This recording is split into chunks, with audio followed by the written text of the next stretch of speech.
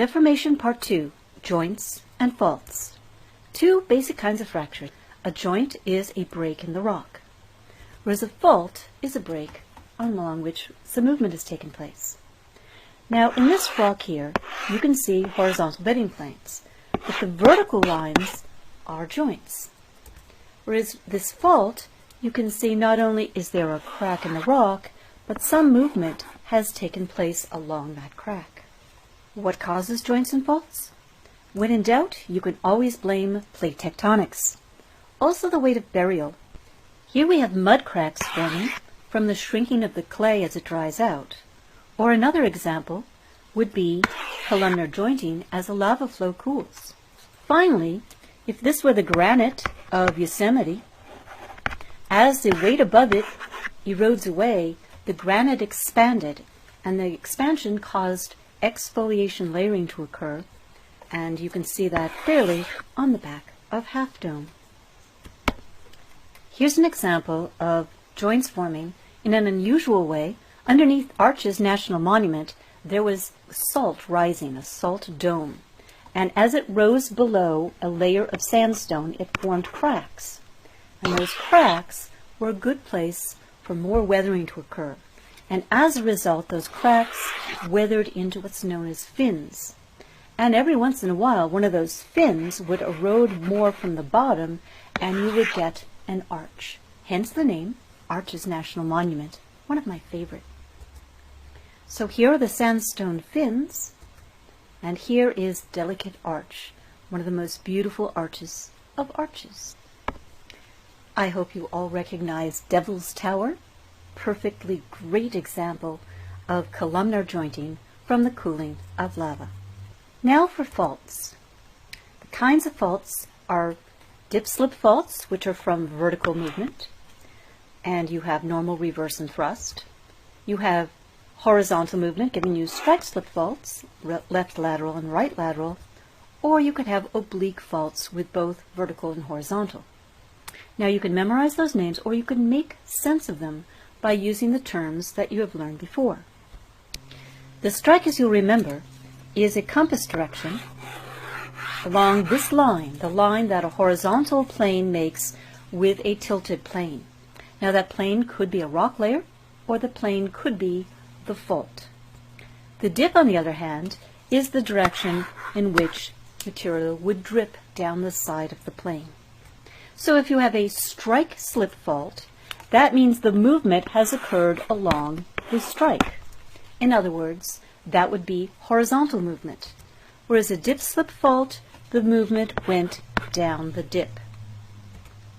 And an oblique fault means that you have both strike-slip and dip-slip movement at the same time. Before we go any further, you have to understand the concepts of hanging wall and footwall. This whole idea of hanging wall and footwall, the terminology was created by miners. Here's a little miner here inside a mine. Now it's not a surprise that miners were mining along fault zones. That's where hydrothermal veins are most likely to occur, along cracks in the rock through which the hot water could seep and deposit important minerals. As the miner is standing there at the fault, above his head is hanging a wall that he called the hanging wall, and at his feet is the footwall. To give you a specific example, here are friends of mine at the Keenot mine, which is an abandoned gold mine in the Inyo Mountains, and one of my friends got his hand on the quartz vein here. I wish all that yellow stuff was gold, but if it were, this would not be an abandoned mine. Hanging above her head, we have hanging wall or footwall? Well, of course, I just told you a huge hint. It is the hanging wall. So this is the footwall, this is the hanging wall. Here we have a dip-slip fault. In a normal dip-slip fault, the hanging wall on the left has moved down. That's the definition of a normal fault. Now, I can't prove that the hanging wall went down and the footwall stayed the same place. It's just relative to each other. Every normal fault results from tension. That is, the crust is getting pulled apart. The opposite of a normal fault dip slip is a reverse fault, which results from compression.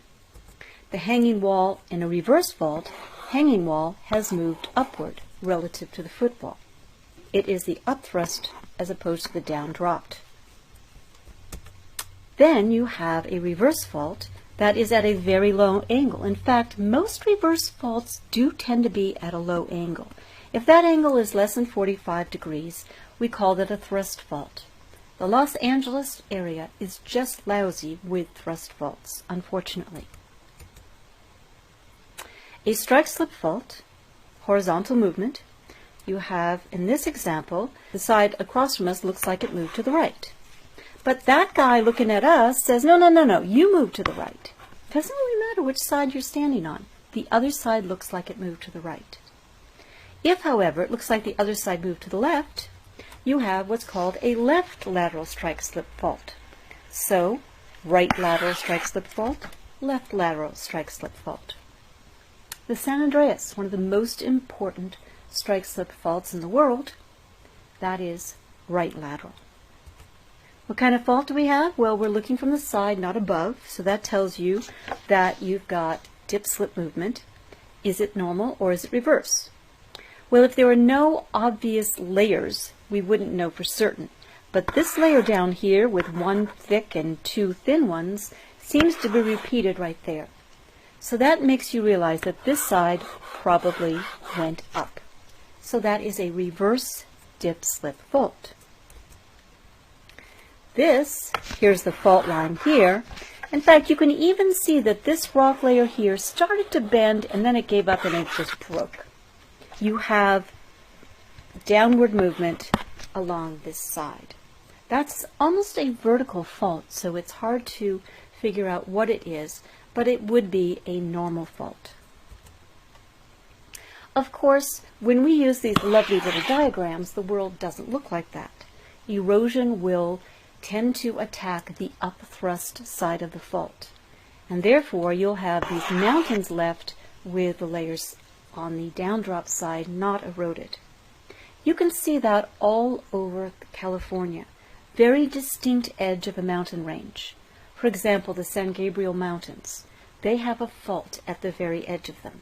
What kind of fault is this? Well, the hanging wall went up, and it's about a 45-degree angle, so that's a thrust fault. But notice that the layers above it deformed by bending instead of breaking. They weren't very brittle. The result is known as a blind thrust fault. Blind because it didn't come to the surface, and thrust because it's a thrust fault. The Northridge Earthquake is a result of movement along a blind thrust fault. We're looking now at Red Rock Canyon. There's the fault right there, and this would be the hanging wall. This is the footwall. You have to take a look at something that might have been displaced, and there you go. This layer on the right came down. Since the hanging wall came down, that means that it is a normal fault. That means that Red Rock Canyon is under tension. We're looking down at the San Andreas Fault. The fault line is going right through there. This is a stream valley that was coming along, and suddenly it shifted.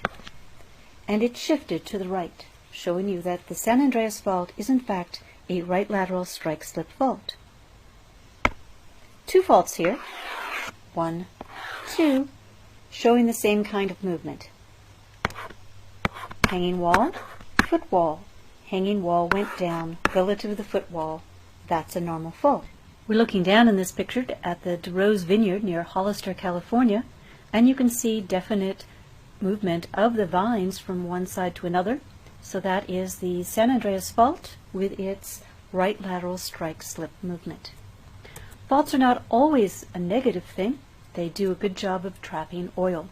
Since oil can migrate through a permeable layer, it will end up at the fault line getting stuck with an impermeable layer, where it can then be drilled. You may not know it, but you've been looking at faults your whole life. The next time you see the San Gabriel Mountains looming up over the city of Pasadena, know that you're looking at a reverse fault, the Sierra Madre reverse fault, pushing the mountains up and giving us California's wonderful landscapes.